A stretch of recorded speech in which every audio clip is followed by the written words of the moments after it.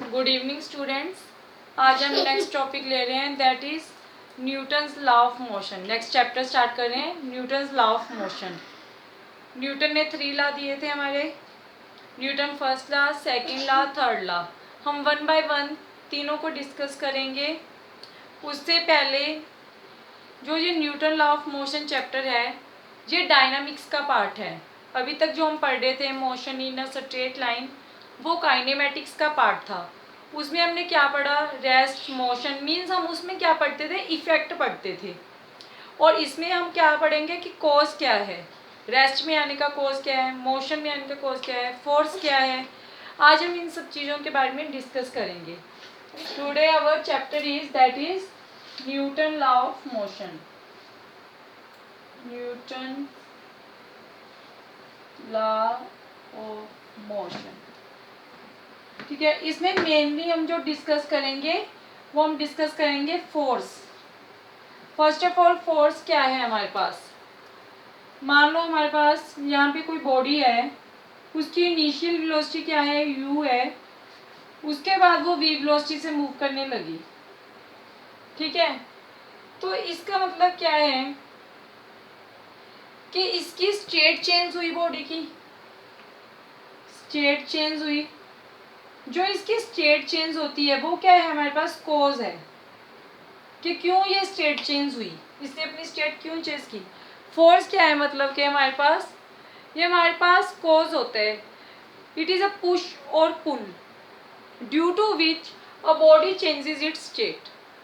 Push और pull जिसके कारण बॉडी क्या करती है, अपनी किसी स्टेट को चेंज करती है, दैट इज अ कॉज। आज हमें ये कॉज पढ़ना है, ठीक है।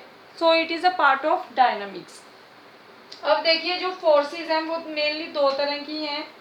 वैसे तो काफ़ी तरह की फोर्स होती है हमारे पास, मेनली हम 2 तरह की फोर्स डिस्कस करेंगे। First is contact force and second is non contact force. Contact force name से क्लियर हो रहा है, जब 2 बॉडीज कॉन्टैक्ट में आते हैं एक्चुअली, तब जो फोर्स लगती है that is our contact force. जब फिजिकल टच के बिना ही हमारे पास जो फोर्स लगती है that is our non contact force. इसमें आपके पास फोर्सेज आती हैं लाइक जैसे आपके पास ग्रेविटेशनल फोर्स है, अर्थ क्या कर रही है, हर चीज़ को अपनी तरफ अट्रैक्ट करती है, ठीक है। सेकंड क्या है हमारे पास, इलेक्ट्रोस्टैटिक फोर्स है, ये आपका 12th में आएगा, इलेक्ट्रोस्टैटिक। थर्ड होती है आपके पास मैग्नेटिक फोर्स। ये दोनों हमारे 12 के पार्ट हैं, electrostatic and magnetic. Gravitational force का पूरा चैप्टर है ग्रेविटेशन के ऊपर। इसमें आपके पास ग्रेविटेशनल क्या है कि अर्थ क्या कर रही है, हर चीज़ को अपनी तरफ अट्रैक्ट करती है। बॉल को ऊपर फेंक रही हो, वो नीचे आ रही है ड्यू टू ग्रेविटी। सेंटर पे ये क्या कर रही है, अपने आप किसी भी चीज़ को at the centre of earth due to gravity क्या कर रही है, अट्रैक्ट कर रही है। कॉन्टैक्ट फोर्सेस क्या होती है हमारे पास, कॉन्टैक्ट में आपके पास एक तो आएगी टेंशन फोर्स, जो कि स्ट्रिंग में आएगी, रोड में या चेन में। सेकंड होती है हमारे पास फ्रिक्शनल फोर्स, इसके बारे में डिटेल में पूरा चैप्टर है नेक्स्ट आपका 11th में ही, फ्रिक्शनल फोर्स। थर्ड होती है आपके पास normal reaction force, normal reaction, ठीक है। These are your contact forces. अब जैसे जो टेंशन फोर्स है ये कैसे अप्लाई होती है, अगर हम इसकी बात करें टेंशन की, लाइक आपके पास कोई स्ट्रिंग है और जो टेंशन फोर्स है ये हमेशा अवे फ्रॉम द पॉइंट लगती है।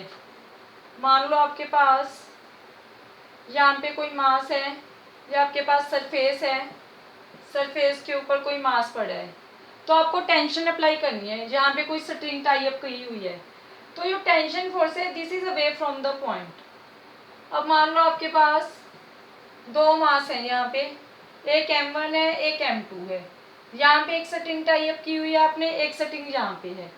अब यहाँ पे जो इसके लिए टेंशन लगेगी वो अवे फ्रॉम द पॉइंट, जो इसके लिए टेंशन लगेगी that is again away from the point. यहाँ पे स्ट्रिंग क्या है, ये सेम है, सेम स्ट्रिंग से टाई अप हुए हैं, तो इस टेंशन को ले लो T1।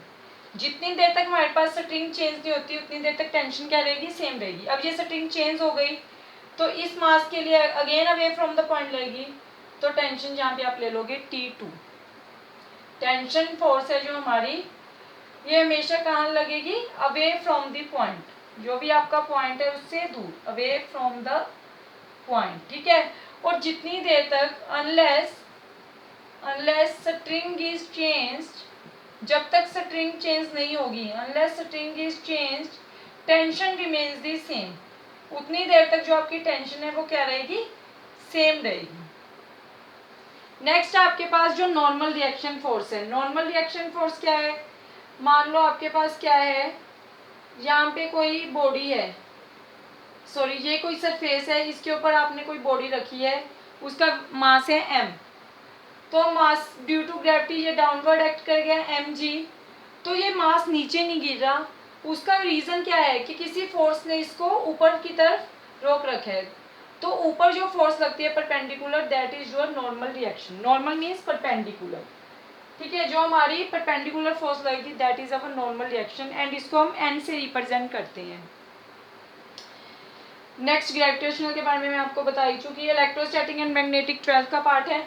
वैसे इलेक्ट्रोस्टैटिक जो फोर्स होती है ये होती है आपके पास F is equal to G m1 m2 upon R square. अगर आपके पास दो मास m1 और m2 r डिस्टेंस पे पड़े हैं तब हमारे पास ये फोर्स लगती है, ठीक है, सॉरी ये चार्जेस के बीच में लगती है, ये आपकी क्या है, ग्रेविटेशनल फोर्स है, ठीक है। और अगर इलेक्ट्रोस्टैटिक हो तो यहाँ पे हो जाता है k, तो ये चार्जेस के बीच में अप्लाई होती है k q1 q2 upon R square. इसके बारे में डिटेल में हम बाद में पढ़ेंगे। ग्रेविटेशन वाली जो फोर्स है ये भी हमारा एक पूरा चैप्टर है इसमें भी। नेक्स्ट आ जाइए न्यूटन्स लॉ ऑफ मोशन में। फर्स्ट लॉ क्या है, फर्स्ट लॉ तो सबको पता है कि जितनी देर तक हम किसी बॉडी पे बाहर से फोर्स अप्लाई नहीं करते उतनी देर तक अगर बॉडी आपकी रेस्ट में है तो वो रेस्ट में रहेगी, और अगर आपकी बॉडी मोशन में है तो वो क्या रहेगी, मोशन में रहेगी। Every body wants to tend to remain in its state of rest or in motion unless an external force acted upon it। कोई भी बॉडी अगर रेस्ट में है तो वो रेस्ट में रहना चाहेगी, मोशन में है तो मोशन में रहेगी, जितनी देर तक हम बाहर से फोर्स अप्लाई नहीं करते।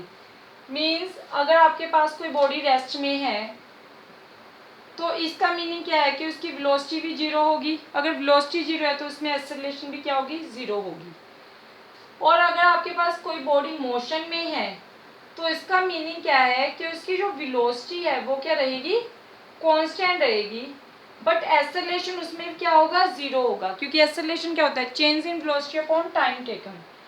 और वो जिस डायरेक्शन में मूव कर रहा है उसकी डायरेक्शन क्या रहेगी, सेम डायरेक्शन रहेगी, और वो सेम स्पीड से क्या करेगा, मूव करेगा विथ सेम स्पीड, ठीक है। अगर रेस्ट है तो हमारे पास वेलोसिटी जीरो, एक्सेलरेशन जीरो, अगर मोशन है तो वेलोसिटी क्या रहती है, कांस्टेंट, ठीक है। नेक्स्ट आपके पास आता है momentum. What is momentum, momentum कब अप्लाई होता है, अगर आपके पास किसी भी बॉडी का कुछ मास है और वो किसी वेलोसिटी v से मूव कर रही है तब वो हम कहते हैं कि उस बॉडी के पास क्या है, मोमेंटम। मोमेंटम को कैसे डिफाइन करोगे, ये डिफाइन करता है product of mass and its velocity, और ये क्या है, एक वेक्टर क्वांटिटी है, क्योंकि वेलोसिटी भी क्या आपकी वेक्टर क्वांटिटी है। और इसके यूनिट क्या होते हैं मोमेंटम के, अगर हम मोमेंटम के यूनिट्स की बात करें तो मास के क्या होते हैं, किलोग्राम, वेलोसिटी क्या होती है, मीटर पर सेकेंड, और इसको आप ये भी लिख सकते हो न्यूटन सेकेंड, ठीक है, these are its units. Next अगर आपके पास मान लो एक कार है वो v1 वेलोसिटी से मूव कर रही है, एक ट्रक है वो मान लो मूव कर रहा है v2 वेलोसिटी से, मान लो दोनों की वेलोसिटी सेम, मान लो कार का जो मास है let it is m1, truck का मास मान लो क्या है m2, तो आपको बोला है कि मोमेंटम कंपेयर करिए, तो p1 अपॉन p2 क्या हो जाएगा, p अगर कार के लिए है, चलो इसको c और t से रिप्रेजेंट करते हैं, कार के लिए क्या आ जाएगा m1 v upon m2 v, अगर वेलोसिटी सेम है। अब ट्रक का क्या है, मास ज़्यादा है, जितना ज़्यादा मास उतनी ज़्यादा क्या होगा उसमें मोमेंटम, m2 ज़्यादा है क्योंकि m1 से, सो जो मोमेंटम है वो भी इसका ज़्यादा होगा as compare to this. Means